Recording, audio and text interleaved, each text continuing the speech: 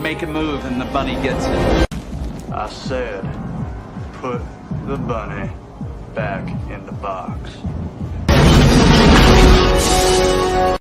Why couldn't you put the bunny back in?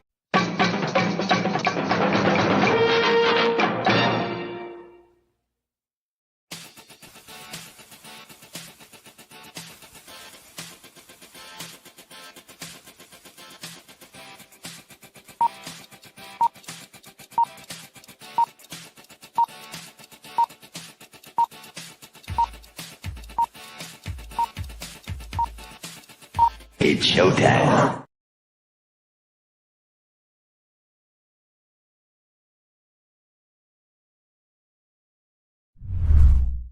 Psychically, I'm very well endowed. I wanna know what you're thinking. There are some things you can't hide. I wanna know what you're feeling. Tell me what's on your mind.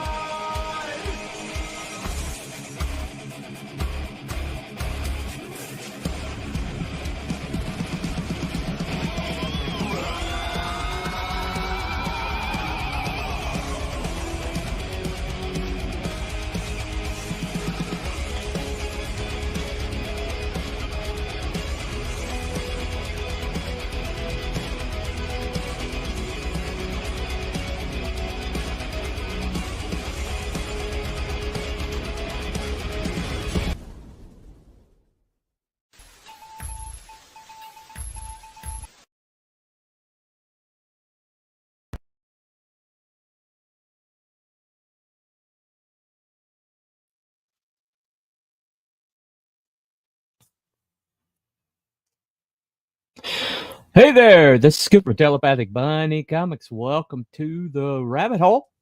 This is the Monday call-in show where the chat is part of the show. Well, today I have I got quite the haul over the weekend, and it continued into today. I'll show you what else I got just today, and kind of give you a preview of maybe some reviews that might be incoming. But yeah, I got quite the haul over the weekend. Two projects that actually I missed when they were doing their campaigns, and so I had to back from their stores, and the links are in the chat. And one that's still active on FMC. And hey, somebody's actually leaving a comment, so somebody might still be here today. Ian and Becca Comics, how's it going? Hey. Welcome to the show.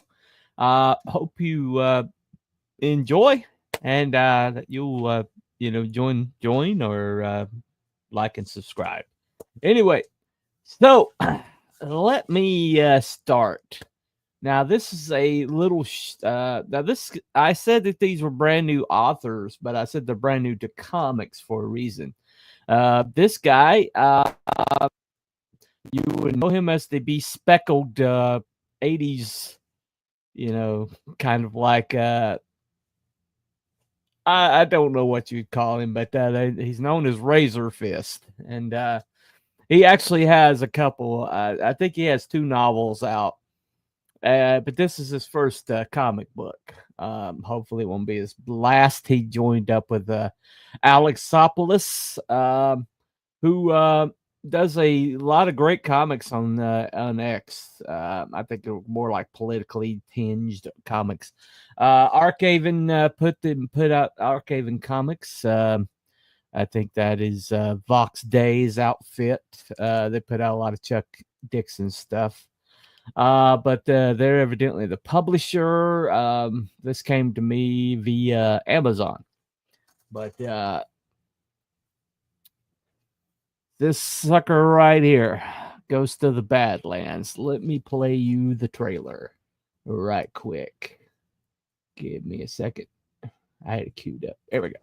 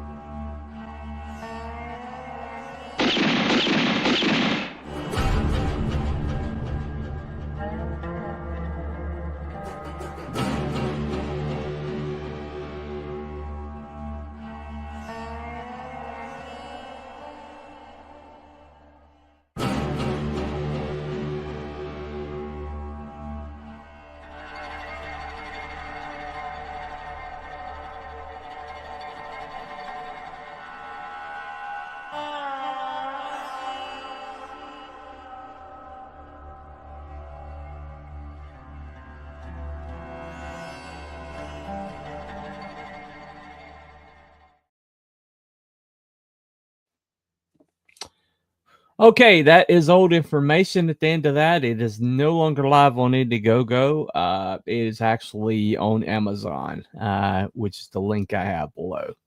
I don't know if he ever offered it in color. I really am disappointed that he doesn't, or at least that I didn't find an option when I looked on Amazon. It just feels like somebody that had a really cool kind of like muted color palette would really do a great job coloring this one. But when I talk about origin stories, this particular kind of origin story, this has been used multiple times, especially in comics. You saw it in V for Vendetta. Is definitely a kind of like a example of this, and that is the in media res comic book origin with a mysterious origin, which is this. They did this in like the Phantom. I did it in the Shadow. You learn the origin later, but when he first shows up, you don't know the origin. But this is kind of like a mix of Punisher. It's High Plains Drifter. It's the old pulp. It's a pulp trope, but he's transported it over into like a Western setting. And there's this place called Canyon Diable. This is actually a real place where when they were building the Transcontinental Railroad, there was like this stalemate that happened between Washington and the railway concerns that created this stalled project. And because they had all these people in one place waiting to work on the railroad, it created this this lawless, hellscape. It was of unsettled people who just were like marauding the whole countryside. And it is Hell on Wheels, that particular streaming show tells the story of it. But this was an actual place. And then in this one, this gentleman shows up. This masked gentleman shows up, and the point of view is of a guy named Righty Redburn. Let me make sure I get it right. Let me see here. I read it. I just read it today to refresh my memory. Let me look. Is it Redstone? Righty Redstone. I knew it was Red something or other. I just Redstone. Righty Redstone. A guy who loses his arm, but he in protection of innocence, which impresses this mysterious individual who shows up. And you don't really like see a lot of the ghost. He just kind of like shows up, guns people down, and disappears. And it's basically there's a mystery at the heart of it. Basically trying to determine. There's like shenanigans going on, and he's trying to determine who's at guilt, and uses Righty Redstone to do so.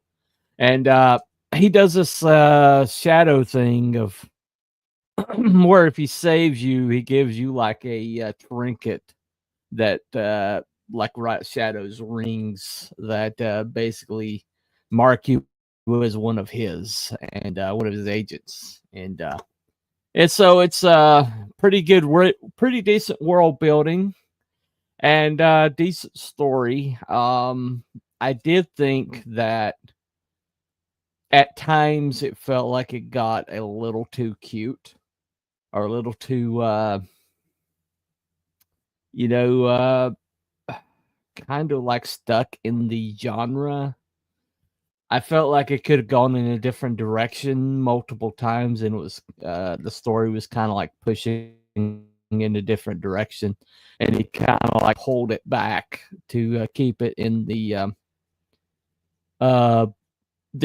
pre-decided like genre that he had it in. And I did feel like at times it did feel kind of like it was forced into a mold story wise, but still very solid, very enjoyable. And I'm interested to see where it goes. When he puts out a book 2, I'll be there for it. My carrots is going to be on this one.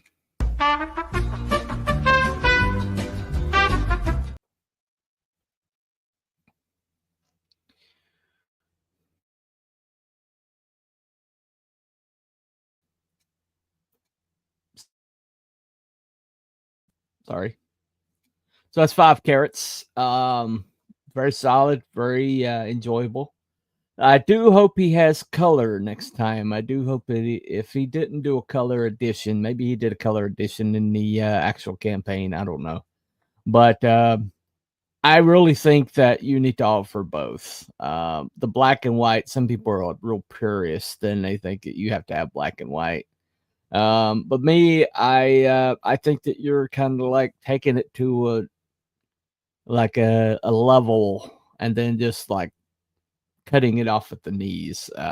I do think that allowing somebody to express themselves by painting colors over the artwork is kind of the completing the loop for me.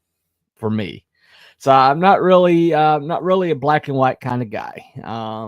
I kind of like, I'm like, go ahead and invest in the colors to me. And he made plenty on this book, so he could have invested in colors, no doubt. Plus, he's not doing bad on YouTube, and he obviously is throwing some money around, so he had the money to do that.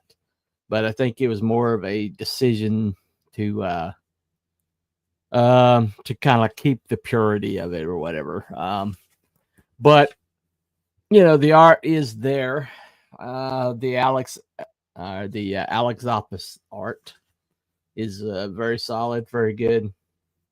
He does a lot of blacks, does a lot of negative space, which really lends itself to the genre. So I enjoyed it. It's actually more of a digest, more of a Bande Desime size. So I think it really helped being in that format. So yeah, that's going to be a recommend for me. Hold on a second. Comments. Bring it up. Oh, hey, B-Dog. What's up, dude? Saying hello from X. Good to see you, man.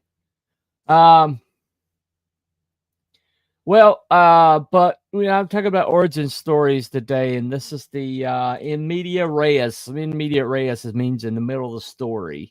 You basically come into something that's already established, and you're kind of learning from an outsider's perspective.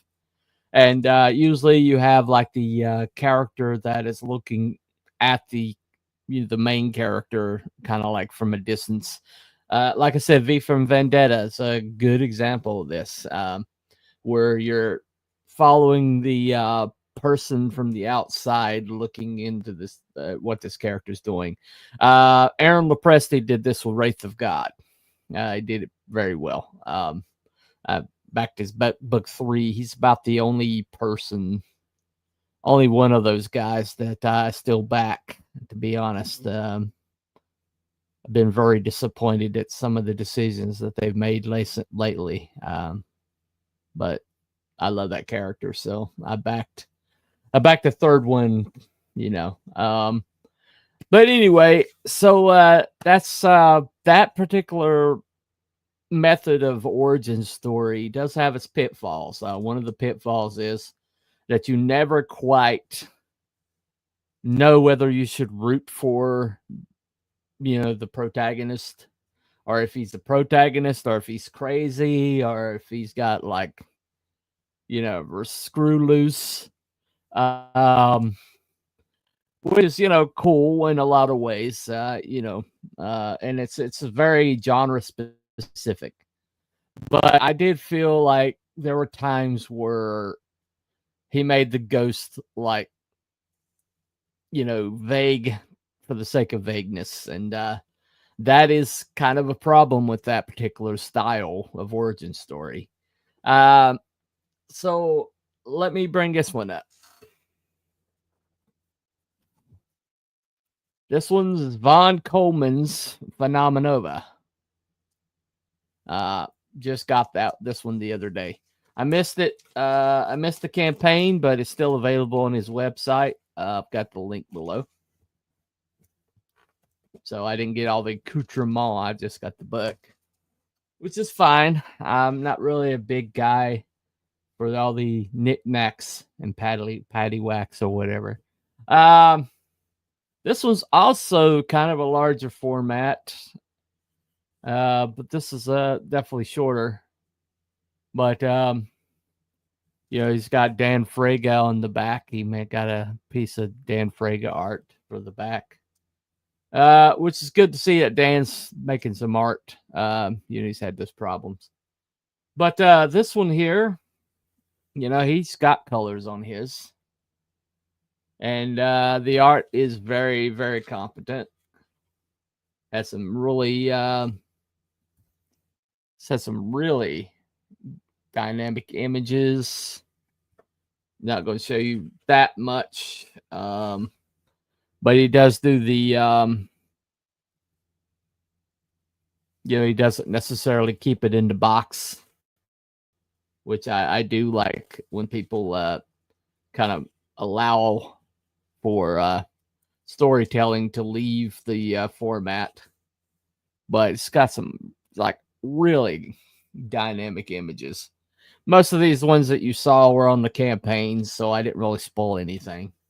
But great story about a young man whose father gets killed, and his father's an ordinary man, but his father is like there's a hero that got killed around the same time his father did, and he's trying to be a father to his little brother, which happens. Me and my brother have a similar relationship, and it's just a really cool coming of age story.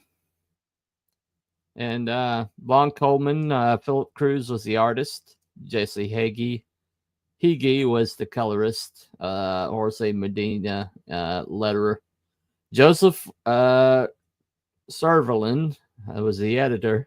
There you go, editor, assistant editor, Reed DeCenso. It came in a Critical Blast bag, which is really elegant. Look at that right there. That's on his campaign, so I didn't spoil anything. But this has got some really, really cool iconic images. So this is the kind of origin story. It's the next type of origin story I want to talk about. And this is the origin story where you follow the actual protagonist through the whole thing. You're there for the whole thing. Yeah. You're there for his thoughts. You're there for whatever happens to him. And then you're there for the initial attempt. It's Spider-Man, good example of this, where, Peter Parker's this geeky nerd and who gets bit. And then you get to go through when he discovers powers and kind of goes on his first adventure. And that's kind of like what this is. This is a very, very Peter Parker-esque kind of opening, a book, origin story. He has a lot of the same things that Peter goes through, like Peter Parker made a mistake that haunted him at the beginning of his power when he first powers came online.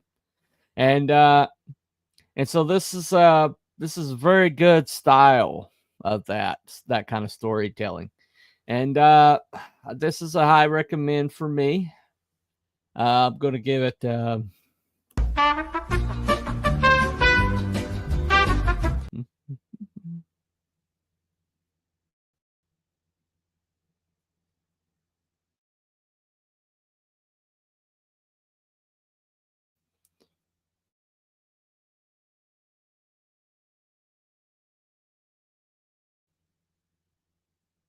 all right, back. Now, one of the problems, the pitfalls of this style is that there are no mysteries.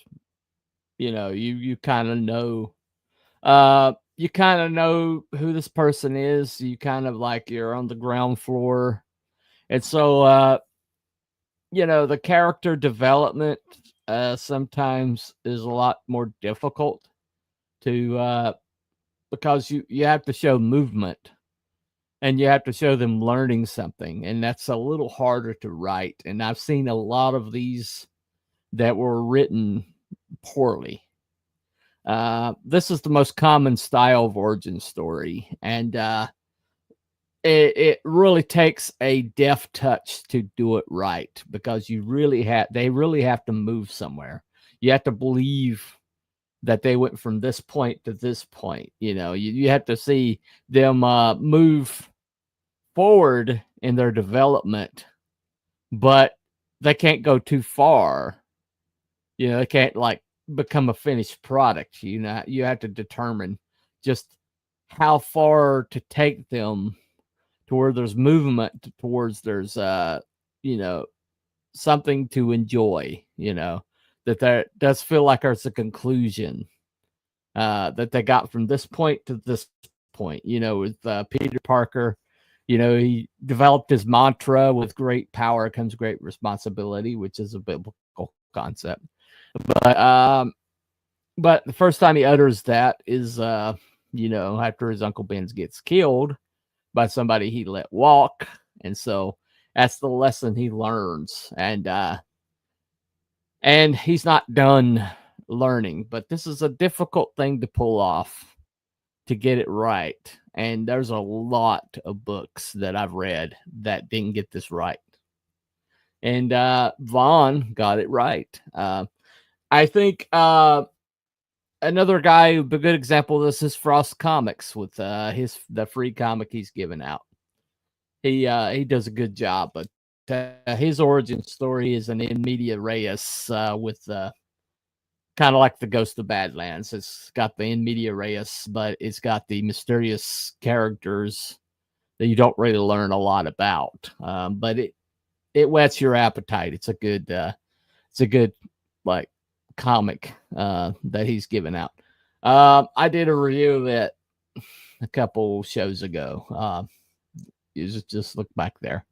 But this is difficult to pull off, and there's a lot of people that screw it up, and they screw it up because they get impatient, or they you know, don't believe that their writer, that the reader is going to stick with them long enough, and so they rush through the early part of it, and they go from like 0 to expert. They pull a Ray. Okay, I call it pull in a Ray array. You know, where the first Star Wars movie where they decided that you know, we got to get her to full, you know, Jedi power. You know, she's got to do her first fight. You know, and you know, just picks up a lightsaber, and suddenly instinctually she knows how to use it. You know, better than a guy who's been training, evidently. Has actual Jedi Knight training, but she bested him, you know, after just picking up the lightsaber. And when people do stuff like that, that means that they're impatient, or they think the reader is going to get impatient. And it takes a lot. It takes a lot more planning. It takes a lot more patience. It takes a lot more an editor works. So an editor really helps with this. But this is really difficult to pull off, and he did a good job. He did a really good job on this one. So yeah, this is a very this is a high bunny recommend. But that's probably the most common origin story you're going to see, and it's like the most common, but it's also the most the most difficult to do right, and so I'm very impressed with this. I will be back for book 2, which is just I think he's pretty much within days of launching it. I think it's gonna be launched in January. I think he's doing. Oh, hold on a second. Ray, Insta Jedi, may the woke be with you. Yeah, exactly. Exactly. You know, you see this all the time in pop culture right now, where somebody goes from novice to expert almost instantaneously, depending on their how many, if they got ovaries or not. Let's just say that. You see this all the time in pop culture right now, where there's no character development, there's no build up. The person just like goes from zero to kicking butt in no time, you know, and it's just like ovaries or superpower or something. You know, gone are the days where you had Ripley, who, you know, kind of like was soft and kind of feminine and kind of like you know, looking to other people to protect her, and then they all get murdered off, and she has to do it herself, and she manages to survive. And then the second movie, you see her like turning into an action hero, to where, you know, her mother instincts kick in, and she becomes somebody really, really formidable. But you see that progression from soft, feminine crew member who, you know, kind of looks to the man folk to protect her, and then to the woman who's basically hops in the mech suit and says, "Get away from her, you bitch." You know, the less we say about the third movie, the better, or any of the sequels. There's only 2 Alien movies. There's really only 2. Okay, let's just say that. But anyway, but that's a problem. And the first one, the Ghost of the Badlands, has the in media res origin story with the mysterious protagonist you never quite meet. And this one has the origin story, ground floor origin story. Let's just call it that, where you hop in with the person when they discover the powers and then they move forward. The next one. Now I got 2 of these somehow. I think it's back 2 tiers. I got a glass with one of them, which Craig's been using for beer. Drunk Craig. So he'd like to say thank you. Got some cards and some other stuff. That's my reading copy, and this is kind of like this is my reading. This is kind of like the extra copy that I got to me. But I actually like this cover the best. But it's, you know, it's got that image on the back. And he's got a lead character named Patriarch. Now, he does the whole in media res thing, okay? He does similar to Ghost of the Badlands, except you meet this guy because he goes back and he kind of covers who this guy actually is. You know, kind of like goes into his secret identity. And you get to meet, you know, the impetus for everything that he does. And so you get the superheroics. You get to like kind of go through a day with him as he's kind of like dealing with threats. Some of them pretty formidable. And you know, a stalker. He's got a stalker, which is I thought was really good. Yeah, right there. So you can see he's having a difficult day. I saw a review that didn't like the fact that he like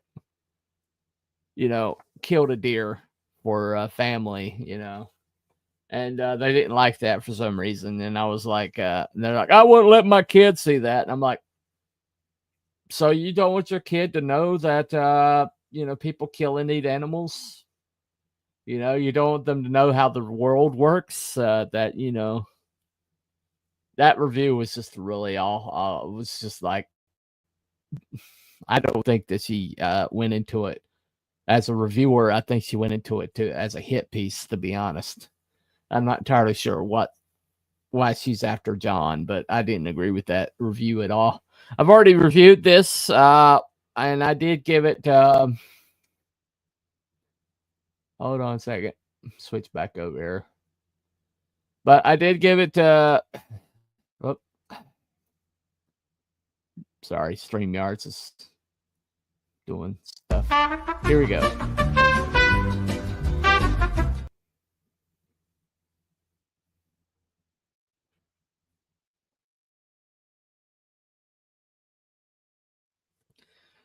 So yeah, I gave us a 5 carrots too. Really solid first story.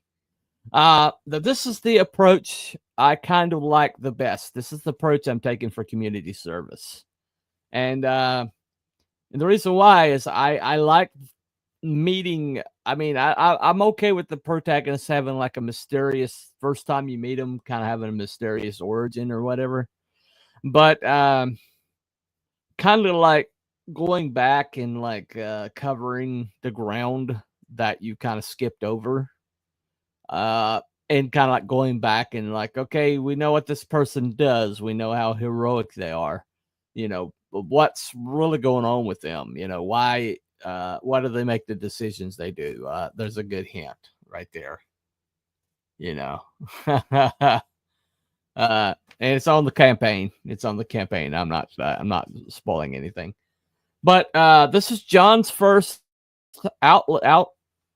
his first outing as a author of a comic book.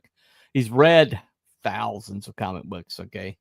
So this is somebody who obviously has read hundreds and hundreds of origin stories. And you can tell the experience from doing that.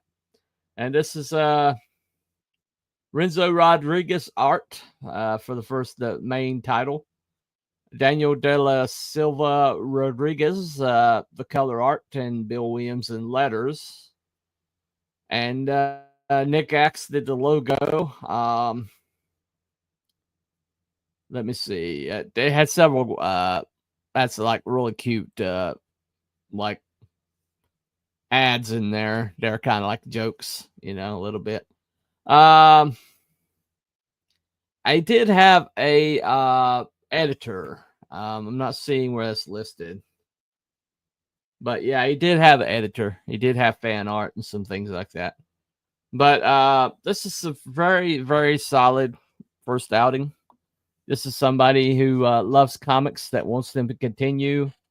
And so he's writing the kind of comics that he wants to see.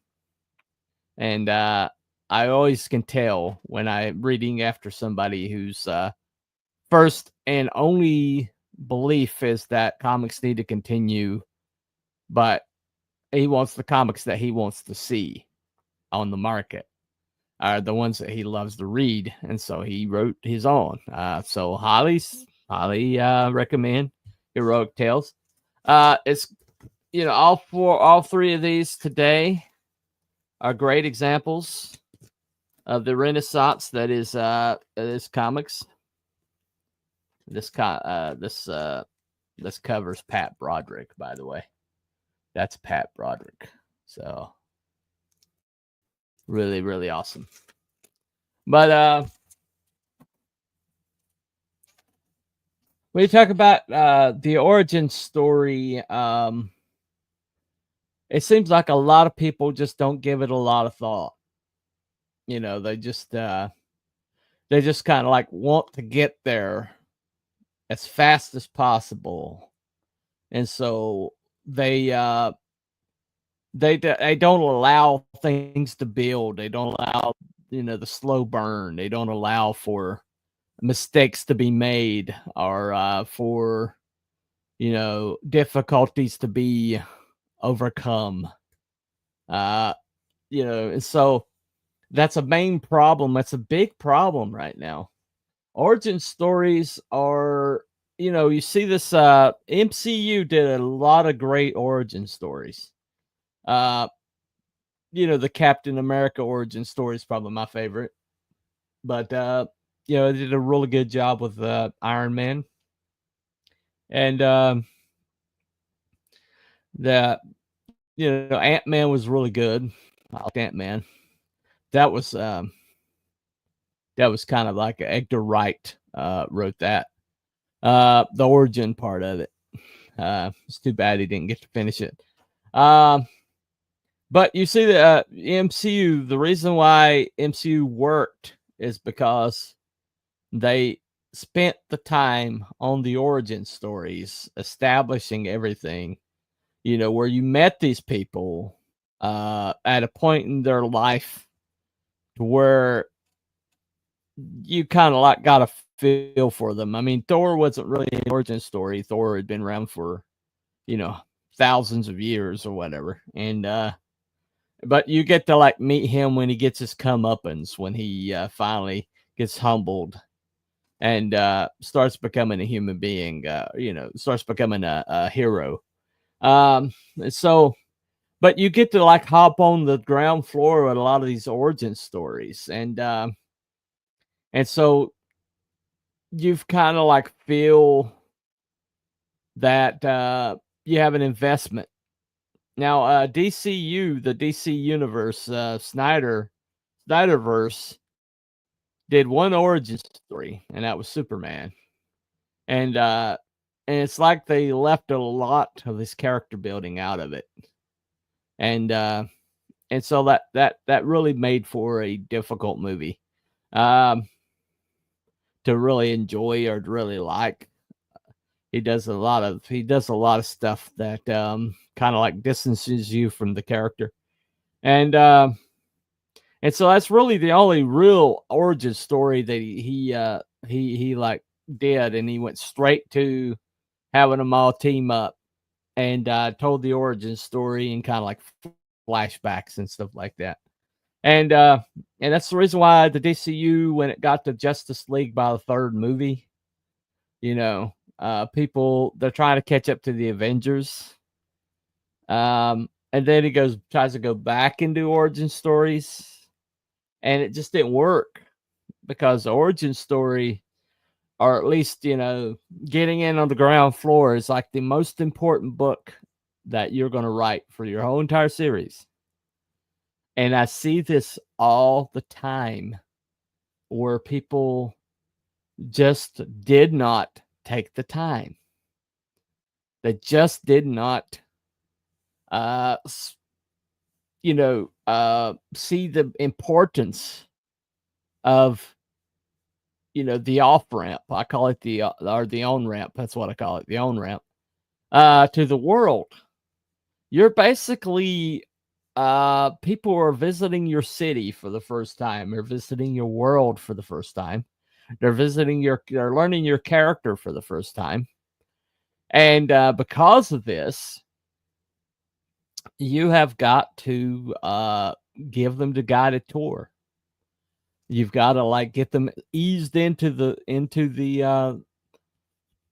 get them eased into the world, or they're going to remain inside the ropes, and they're going to remain. They're not going to feel like they live there. They're not going to feel like they visited there. They're not going to feel like they have an investment to come back to that world. And so future books are going to drop off, and one of the examples right now, and this is the most criticized example, is probably the ISOM books. Now I know you can't critique, you can't say anything negative, or you get attacked, but But everybody that I respect that read those books, they weren't my cup of tea, so I didn't back. But people I do respect, people that I know are going to give me a straight answer, and they all said the same thing, that you never got to like the main character. You know, he did a lot of things that were off-putting. He did a lot of things that were selfish. He did a lot of things that didn't make a lot of logical sense. And because of that, you know, this was the own ramp for the world. This is how you got into the Rippaverse. And they felt like it was mishandled. And this is a lot of people I respect. They're not haters. They're just readers. They're just people that love comics.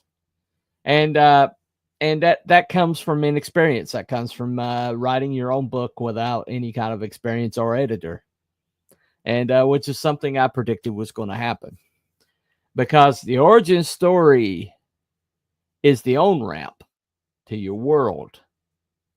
And you've got to get it right. If I just slopped out my first book, I would already be able to have it. I would already have it printed by now.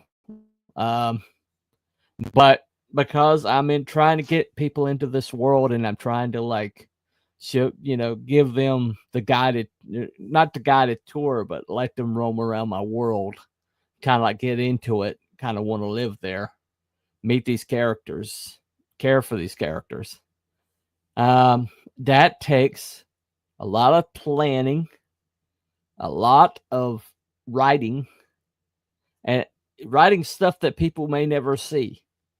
And I can't, I mean, the World Bible helps with this, you know, because even if the people don't see it on the page, they will sense that there's more to this character than what they're seeing.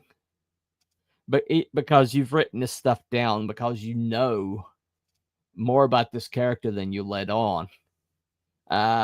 Because you have that knowledge, it's written down, it says it's established.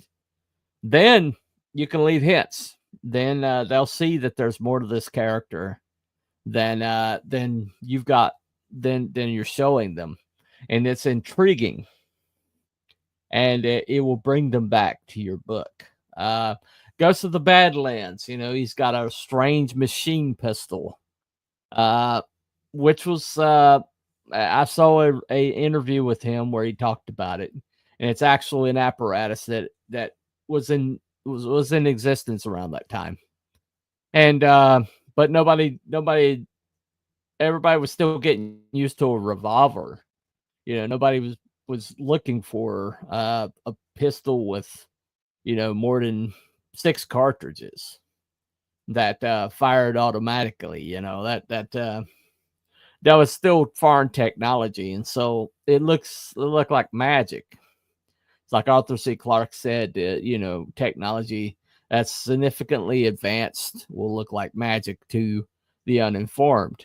And but you know, so that machine pistol, you know, like, how did that guy get that machine pistol, or what is the machine pistol? You know, I was able to look it up, but that's a character building thing. It's like, how did that guy get that? You know, there was a little bit of clunkiness in there because somebody told him a story of a guy who survived running into a flaming building to save his family and failing. And that was a little bit kind of like the prison escapee and V for Vendetta. That was almost like, you know, point for point, kind of like similar to that. And so, you know, if I didn't know V for Vendetta, you know, I wouldn't sweat it too much. But there was a lot of V for Vendetta in that book, and so I have to acknowledge it was there, but it was done well. Yeah, putting it in a Western setting worked well for that story. And a lot of research went into it. And so if you get anything out of today's show, all 24 of you that are watching, if you're doing your own book, don't skip on the origin story. All three of these books,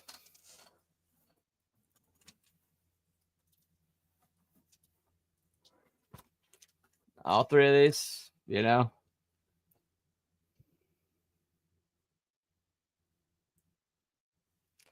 all three did a good job on the origin story.